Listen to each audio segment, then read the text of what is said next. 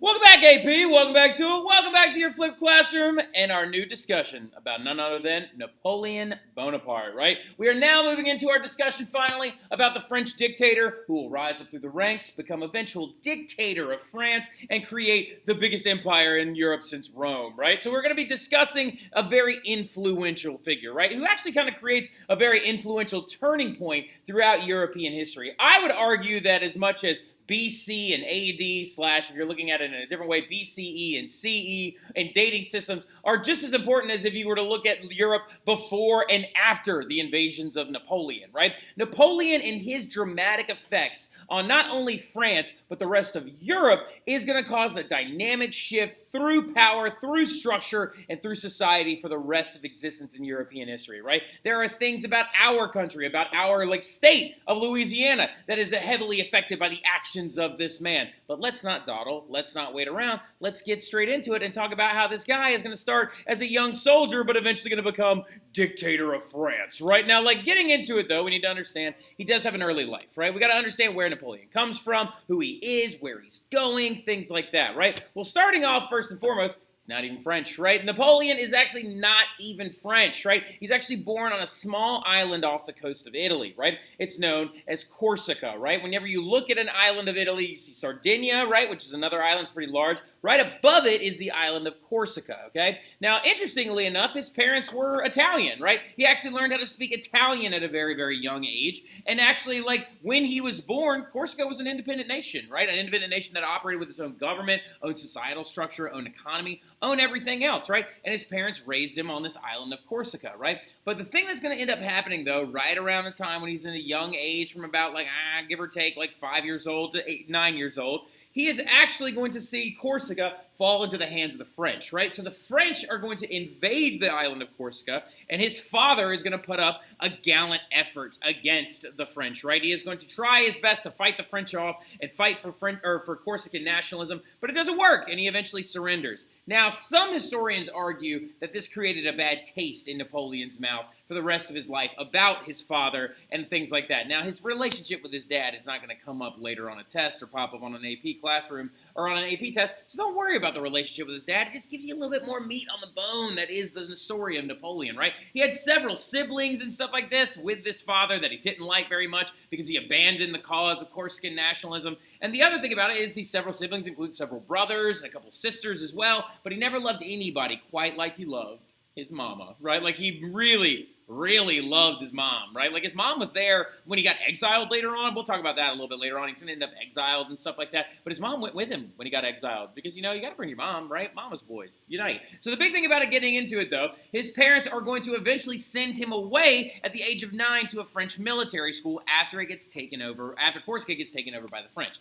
The French military school that he also goes to is exceptionally good, right? It's considered the best military school in all of France, and he enrolls there at the age of 9, right? And so now another thing about it is this is going to create even further distaste about his dad and his mouth because he's being sent away to a boarding school at the age of 9. But Napoleon, when he gets there, you'd think, okay, well, this is the new door opening for this guy. He's going to have a great life after that. No, he's not. Napoleon was often actually teased when he got there because he spoke French with an Italian accent, right? And he actually didn't speak French that well when he got there, and he had to learn a lot of it as he went, right? And also, he was a late bloomer, right? He only ever got to be about 5'7" in height, right? Which actually, grand scheme of things, is not that short, right?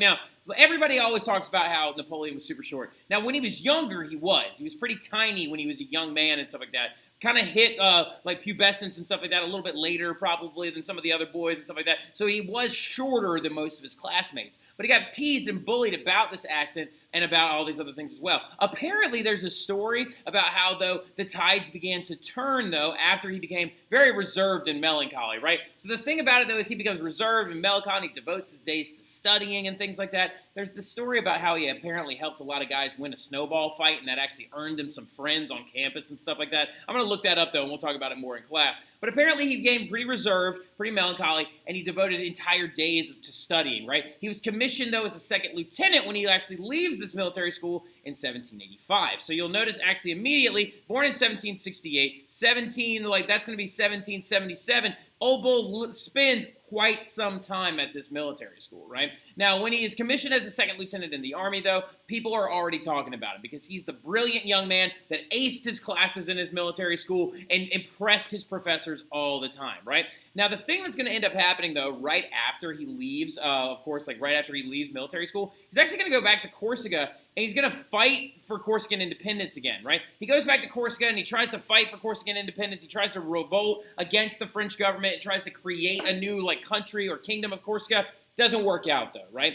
But what he notices, though, as well is, look at that year, y'all, 1785, when Corsican nationalism fails, and then the revolution begins shortly after that. He realizes this is a very, very pivotal moment in his life that maybe he could use this entire event to his benefit, right? So he starts trying to figure out ways to use the revolution to his benefit, right? And one of the number one things he realizes he has to become a part of it, right? He has to support the revolution. He actually issues a pamphlet that becomes pretty important a little bit later on. It's called Le Souper de Boiscarré, which means the supper at this little city in France. And it tells the story in a pamphlet about a bunch of guys talking down about the revolution, about a bunch of adults, a bunch of adult men drinking and talking down about the revolution, being like, oh, this revolution's hogwash, it's not going to work, da-da-da-da-da, and about how a young man, a general, stood up and yelled at those men and told them, no, the revolution is sacred to the country, to its people, and to our growth, right? And apparently the young man that stood up in the pamphlet was none other than Napoleon. So he distributed these pamphlets around to try and start earning himself some rep throughout France, right?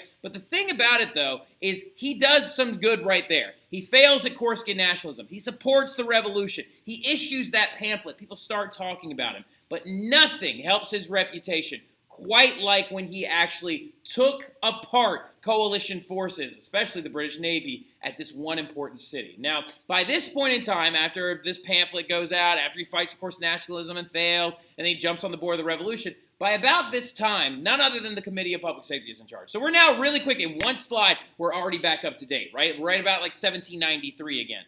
What's going to end up happening is, remember we talked about the goal of the Reign of Terror, right? The goal of the Reign of Terror was to try and make it so counter-revolutionary cities would fear revolting against France and revolting against the Committee of Public Safety, right? Well, the thing about it is they were right. There were counter-revolutionary cities out there, and one famous one was actually the city known as Toulon, right? Toulon is down in the south of France near Nice and Savoy and Marseille, right? It actually is a very, very important port city in the south of France, and it is actually on the Mediterranean Sea. Well, the thing about it is Toulon started actually not following the orders of the Committee of Public Safety, and they started trading with the British Empire, right? So the thing that we need to understand, though, is this is going to make the Committee of Public Safety irate, because you're going to actually have Maximilian Robespierre, who's busy trying to guillotine all these people during the Reign of Terror, and he's going to end up in a situation where he's got a city on his hands that's revolting against his rule. So what is he going to do? He's going to send the army down there to besiege the city and bring it back under his control. Now, interesting thing about the army that goes down there, they're not very well prepared. The guy leading them, the general leading them actually in this early fight, is not Napoleon yet. It's this guy that before the revolution was a painter. So he was dramatically unqualified for the job and stuff like that. And then here comes Napoleon. At the young upstart age of 23, about to be 24, shows up and he looks at the painter general and goes, I got it from here. Takes control of the forces of the French Revolutionary Forces, and he lays siege to Toulon using numerous different tactics, including spiking cannons and taking away British territories in Toulon.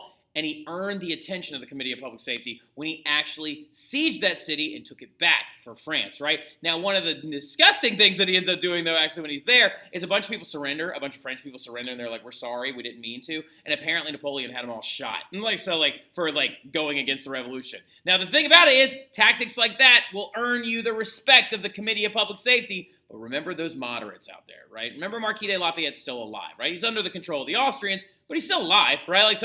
And we all know that Maximilian Robespierre is eventually going to fall, right? And he's going to die. So this is going to kind of put a little bit of a bad Napoleon taste in people's mouths. But this is an interesting little picture, though, right here, that actually shows the villainous French forces under the command of the little general right here, shooting innocent people begging for their lives in Toulon. Now, really quickly, did a Frenchman draw this? No. A British one did. Something that you need to understand is this is going to start the creation of a rivalry between Napoleon and the British, right? He's going to begin to be disgusted with them because they actually start making fun of him, right? Calling him the little general, calling him the French upstart, calling him this, like, making fun of him and poking fun and calling him names and stuff like that. And so this is going to lead to him actually wanting to destroy Britain at all possible costs, right? But the thing that we need to understand is even though the Siege of Toulon is going to earn Napoleon a lot of credit, right? A lot of big credit and stuff like that, the Committee of Public Safety is still going to fall, right? We talked about that in class today, right? We talked about it in class how, like, Maximilian Robespierre during the Thermidorian reaction, though, is still going to, like, fall, right? Like, so, like, it's going to fall. He's going to shoot himself in the face. He's going to, and then he's going to end up, like, that sounded more like Arnold Schwarzenegger. Yeah, that guy. You know what I mean? Like, so, like, now the big thing about it, though, is Napoleon, though, is going to see and witness the fall of Maximilian Robespierre. Now, after the Committee of Public Safety ends up guillotining themselves, right? Maximilian Robespierre, Danton, Jean-Paul Marat, all dead now, right? Once they fall and the Committee of Public Safety then passes to the Directory, the Directory doesn't trust Napoleon very much, right? They actually take him under arrest. They put him under arrest, they question him and interrogate him, and they basically tell him, we don't trust you as a general of the military anymore.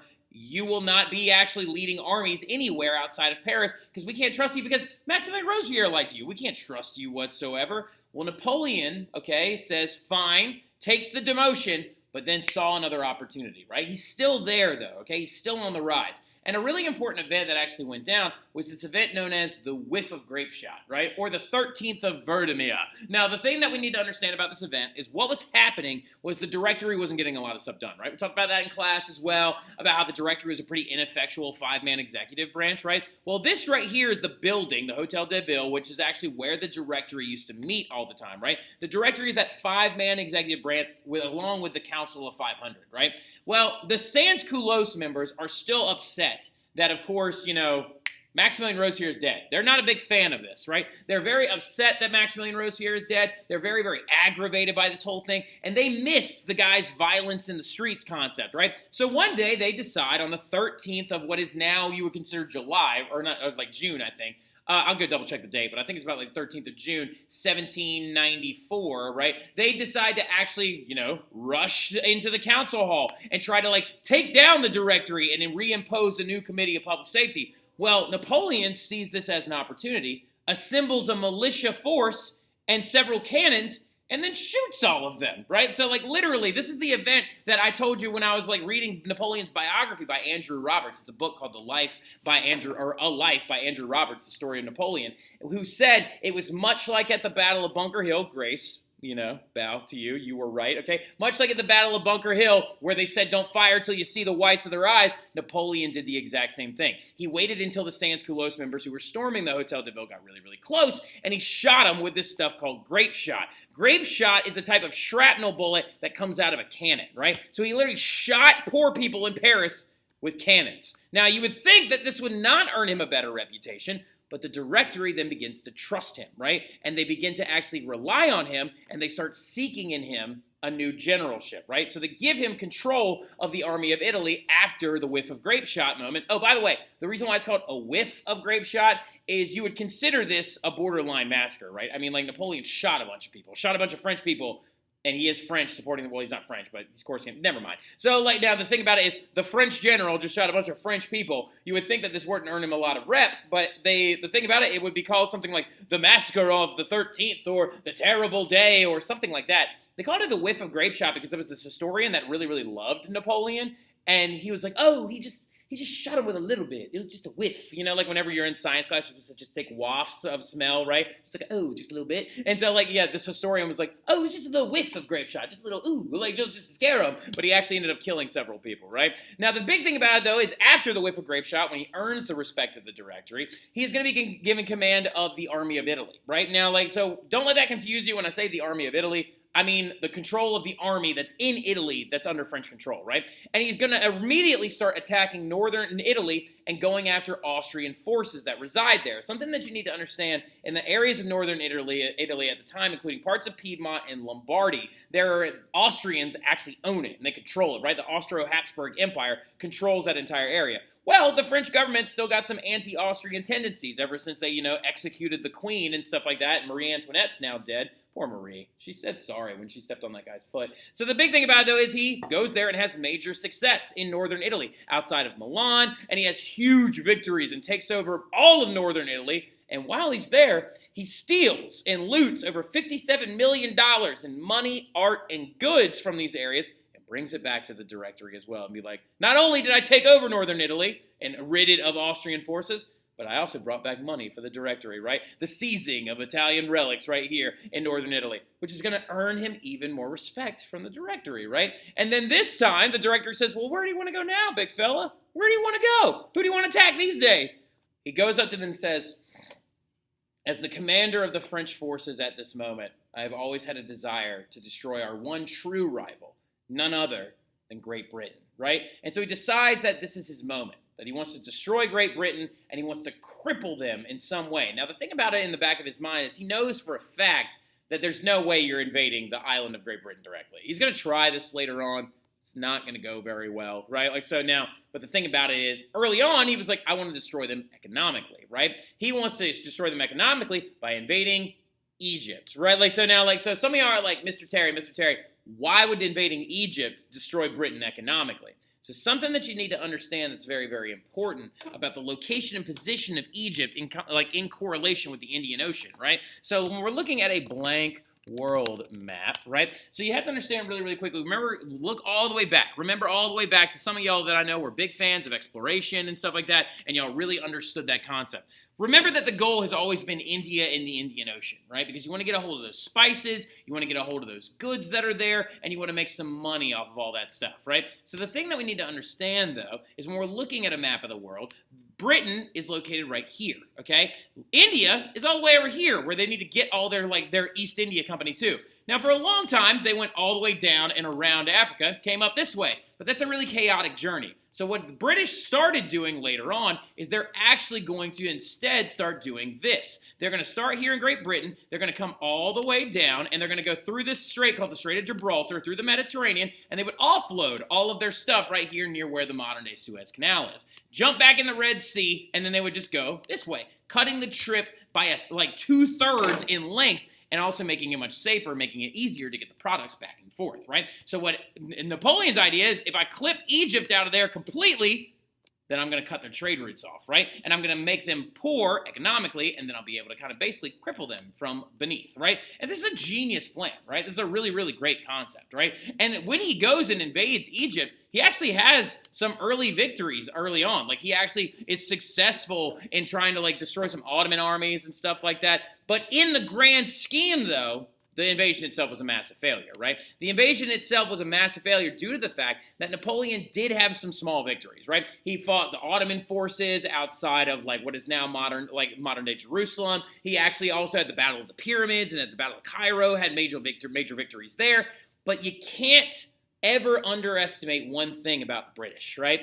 The British don't mind losing land battles to you every now and again, but you will never, ever defeat the British in the water, right? The British Navy is nothing like anything the world has ever seen up until this point. They've got ships of the line out the yin-yang, right? They've got more boats than you could possibly imagine. They are being funded by an East India Company that's bringing gobs and gobs of money back to the British like crown at this point.